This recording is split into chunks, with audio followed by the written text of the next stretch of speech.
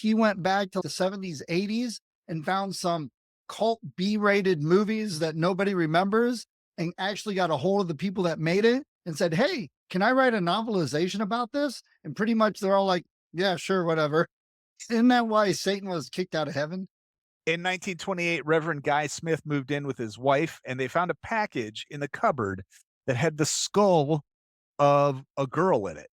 And they say that the hauntings picked up more after they discovered that skull in the cupboard. You gotta have the dead body on page one. And I'm like, not for horror. And We're still in those days when streaming is the black sheep of the media family. it's hard to scare us nowadays with movies.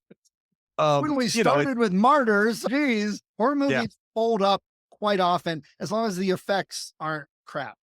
right. Technically precise, void of any kind of soul. Yeah, exactly. Yeah. Which is Uh, what dancing's all about. yeah. In a good movie, especially one where like you have the haunted house and the house is almost a character, you should almost be able to map the place out. Yeah. And Adelaide is in her room, and she has in her room, thank goodness, because it's a haunted house story, the creepiest collection of dolls ever. Hey, we have a porcelain faced doll with no eyes and 3 creepy monk dolls. Yeah. Yeah. Oh, playing a hide your face game in a horror movie. That never goes bad. The figure in the mirror stays there, like you have in creepy mirror horror movies. Yeah, it's pretty typical if you have to put a mirror in the scene dominant. That's probably what's going to happen. You're yelling through 2 panes of glass to a deaf woman.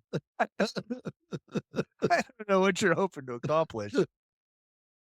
The filthy basement of a 18th century home is where you're gonna go to have sex. I really would have loved a little bit more of the paranormal hunt that Hitler was on.